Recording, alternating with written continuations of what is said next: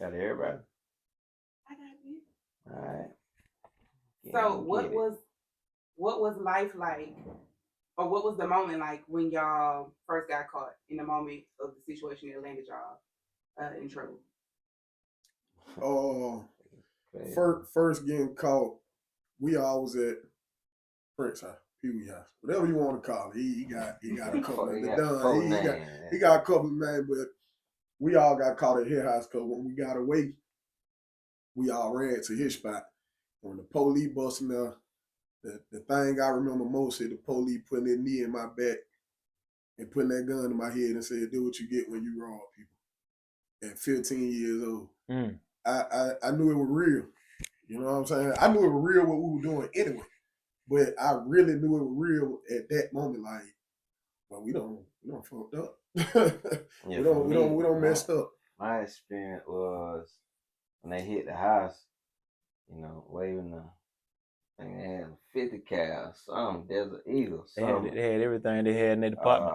Brought us out. One of them got slammed. I got slammed. He got coming slammed. They slammed that nigga too. They just brought me down. They slammed Be Rich all on my mama tell you. I was that nigga tried to break, man. I was Be Rich tried to break on them folk, man. I was the blessed one. I ain't get slammed, but they put me in handcuffs. I knew when they slammed Be Real, I said, damn, they coming like that. I already know how they finna. Yeah. Cause you remember Tisha was like, y'all almost hit his head on, cause they slammed me in the yard, coming out the front door. Boom. They slammed me coming down the stairs. They slammed him coming down the stairs. Yeah, I ain't get slammed at all. No, you was protected by the angels. it was we weren't that sanctified yet. Really, we could have got away if we could have got away. We know what we know now. So what made y'all say? We could have got away if that nigga DJ wouldn't have said they went in that high right there. This is who? What made y'all say this is it? You said y'all could have got Peggy. away. Yeah, what made you say, hey, this is like I'm not gonna run this? We just first of all, house surrounded. We in the house is really pretty much one way in, one way. Well, we could have went out the back. But you gotta go back though. The one we sitting on the front porch and see the police house at the. You going back? We should have never been sitting on the front porch. We just robbed right after y'all. We just robbed somebody 30 minutes ago. Hold on. We really got to go back to the lick itself. Yeah, we back. Oh, but we on the porch. We got locked up though. Yeah. Sitting on the porch. Sitting on Bull Grandma porch. Yeah. Inside Donna stove. We just robbed these Frank stove. Frank stove. Yeah. Frank stove. We just robbed them folk. Just robbed these people 30 minutes ago. We sitting on the steps, but we waiting on the bus because we like, hey, we just gonna leave the area. We're gonna jump on the bus. No, we supposed went out of town, got a haircut. Exactly. We're gonna jump on the bus and leave out the area. But a police officer came by on a motorcycle. Mm-hmm. And when he went across, it's a 4-way street.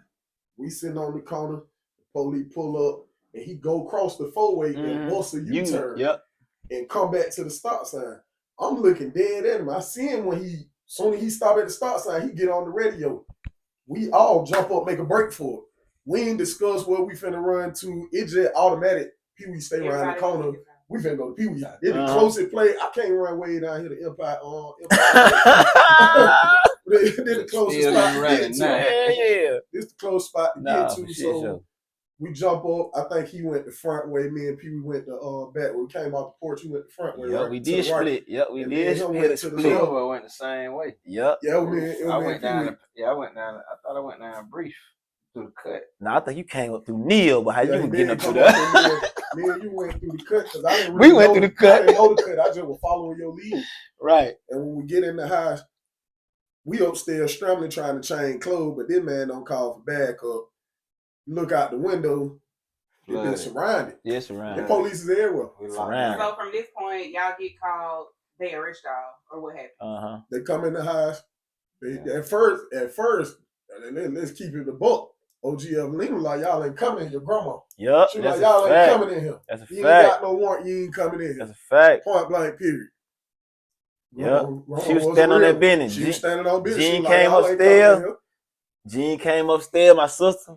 Jean came upstairs and she was like, listen, Grandma bucking downstairs saying that she ain't letting them in here, but they telling Grandma if y'all don't come out and y'all in here when they do come in here, they taking her ass to jail too. Yeah, fair. So we were like, oh hell nah, we ain't letting Granny go down. Yeah, we came down the stairs one by one. From there, y'all go to detention or to the police precinct. Yeah, go to the detective bureau. Yeah. They calling parents. You need to come up here so your child can give a statement. You need to see what's going on. We need to talk to them. Parents coming up there at that time. And after the detective bureau, you go on YDC.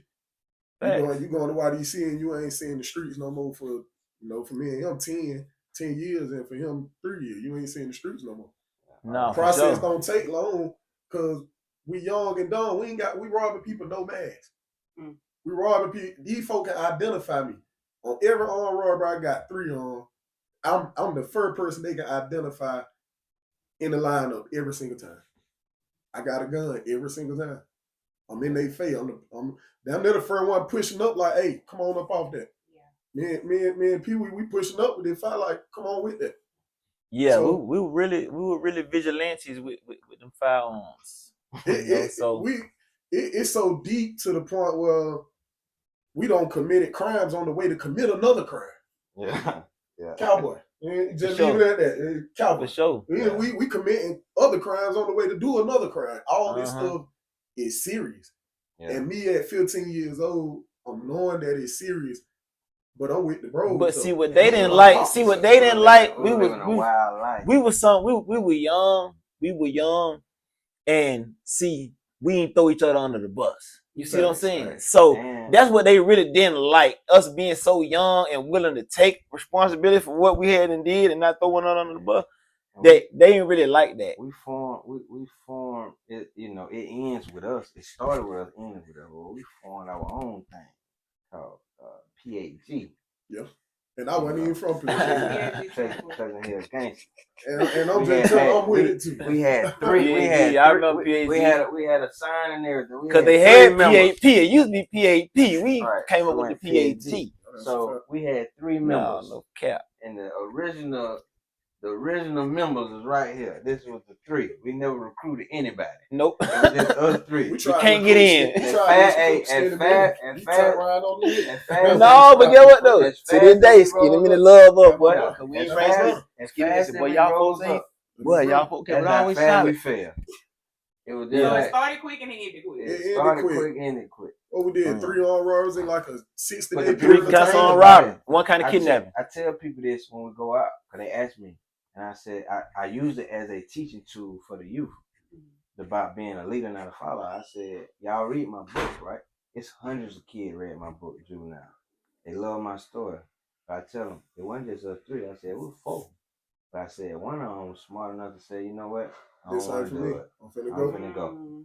And I said, when we went down to prison, it was at home. So what did that teach? Yeah, one of them was smarter to say that, and three of us were real enough to not say anything about him. Yeah, correct. To this day, Skinny love hell out of boy. Skinny men love hell out of boy. He said every time he see a nigga, like, boy, y'all could, man, brought me in on that, but y'all didn't. I love y'all. Yeah. No, so let's go to the moment where y'all have gotten caught. Everybody has their day in court. You stand in front of the judge, you hear your time, and you hear what they decide. Give me one word, each of y'all, to describe that moment. Oh, mine was a miracle. I was crying like a baby. Mama crying, uncle crying, everybody. I didn't cry, but my daddy did. My daddy asked the judge, could he do my time for me? My daddy, he was dealing with my probation officer at the time. Real, yeah. But that right there let me know, all the disrespect that I had towards Pops in certain situations, all that go out the door. Because I see what you're trying to do. These folks ain't going for it.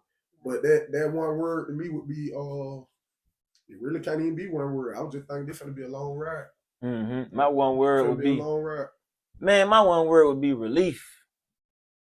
Because I just wanted to get that shit over with. Y'all already said I had to do 10 years. It's a mandatory minimum. Like the Senate Bill 440 and Senate Bill 441 explain that if you get caught for a 7 deadly sin, you can be charged as an adult, which armed robbery is one of the 7 deadly sins for us. Then it also says if you get found guilty for armed robbery, you have to serve 10 years. Now, these people that came at us with a few pleas. We didn't take the first couple pleas.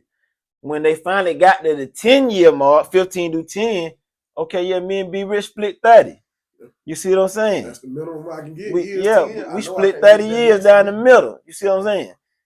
15, he got 15, I got 15, and Mike was able to, you know what I'm saying? We was able to get Mike up out of there. He ain't, you feel me? At the end of the day, his charges got dropped because he, and the crime that we pled out to, he never had a firearm. Yeah, I made sure to take the plea out to one of the armed robbers where he ain't have a gun. You know what I'm saying? So that it really free you up. So, yeah. You know what I'm saying? Because it was three. So you can be charged. It was three of them. The two that he had a gun in got dropped. Right. They plea out to the one you don't got. Then he played out to the one he didn't have a gun in. Right, but unfortunately for me and this nigga, we had a gun in all of them. Every time. Yeah. So we had to take all. You know what I mean? He took it for the one he had a gun, and that's the one we played out to. So how they try to play us out was we had 3 armed robbers. It's 3 of us. So they want to get each of us. That's all 3 cases. Mm-hmm. You know, just you plead the one, you plead the one, you plead the one, and when I plead to, I didn't have a gun. Yep. So they had to drop my armed robbery to robbery by force, but I still was charged as an adult. Yep. It didn't get dropped to juvenile. Right. Hell no. no. If it dropped to juvenile, they would have gave me 5 years. That's the most a juvenile can catch. But y'all think about this though, and I got all them folks' names in my PSI. When I went to the feds, all my whole history come up. Everything about us is in my federal docket. Everything, the names of the victims and all. So it's ironic that the one they allowed us to plea out to happened to be the white lady. We had one on robbery was a black lady, and then it was a foreign man. He left and went across back to where he was from. Yeah, he was studying. Yeah, I forget where he was from. But the black lady, it was like even her case and his case, they were like, as long as we can get them for this white lady, that when they ran up in our house type shit, then we can look good as far as the community. So that was their way of saying, okay, we got them for this. So yeah, that's the one we played out to. So now let's go to when y'all get there to ALTO. What was it when you first got there? What was your first impression? Hold on, who went to ALTO first? Did we all go there? Before we hit ALTO, we all in a juvenile together. Yeah, but me and him, we go to Eastman YDC. He stayed in Macon RY. So when each one of y'all get where you get, what's your first impression of when you get there? Me and him went to ALTO together first. Because I had got into a fight at the YDC. That's why they say they were shipping me off to go to prison, because you ain't finna catch all the time and then be down here still rowdying and fighting. So me and him get shipped to ALTO. I remember to this day on the bus going to ALTO, I told people it ain't no such thing as a one-on-one fight. No, for sure. Yeah, somebody, anything go on with you, I'm riding, bro. And it was a mutual understanding. You know what I'm saying? I got to fight the next morning when I woke up at ALTO with Julio. He tried to take the mat. I had a double mat on my bed. Oh yeah. He told me I'm gonna take the double mat. Yeah. Okay. We stayed beating on them, punching on them folk, man. Stayed punching on folk. I came. Y'all got the ALTO in October? November. I got 2002. in February. When I got the ALTO, they put me straight on the 17-year-old dorm for diagnosis. It was sweet.